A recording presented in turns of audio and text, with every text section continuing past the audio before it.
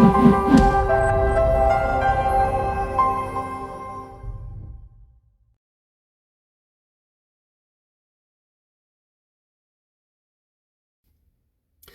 real estate nerds, this is Alex Yoder with Pro Tip Tuesday, my favorite day of the week. And today I'd like to start a series on HOAs.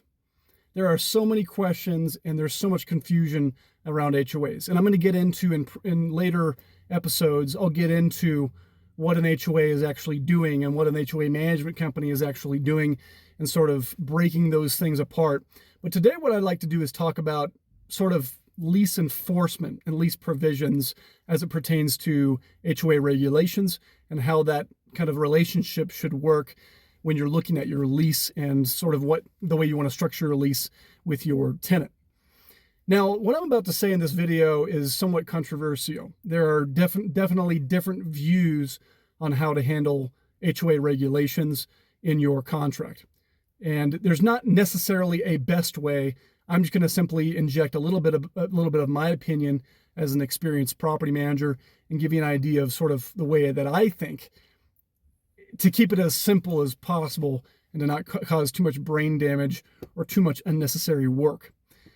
So first of all, there's sort of, again, two ways of thinking. First of all, I think that what you see is, on the one hand, a company will, or a landlord will, provide the rules and regulations, provide the bylaws, and then have a paragraph in the lease that of course says you have to comply with the regulations of the area, and if there's any fines, those you'd be responsible for those.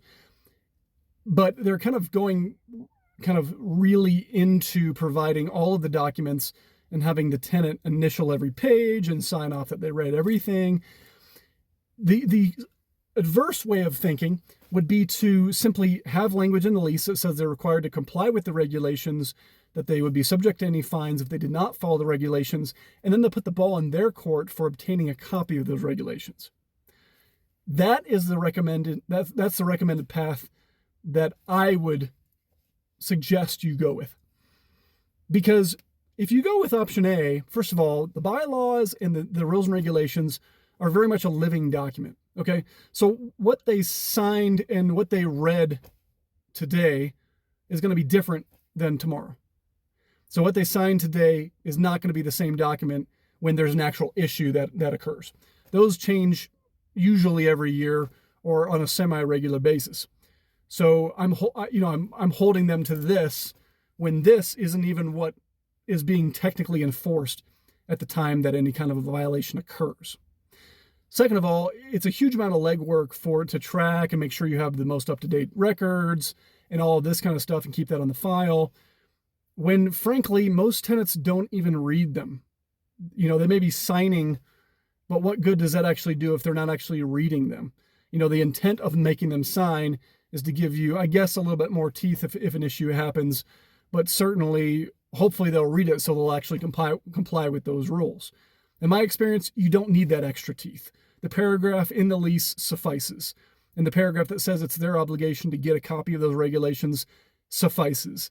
So you're creating a bunch of extra work for yourself to get a document that nobody's going to read that is a changing document anyway. Doesn't make sense to me. I would keep it simple. Keep it simple, stupid.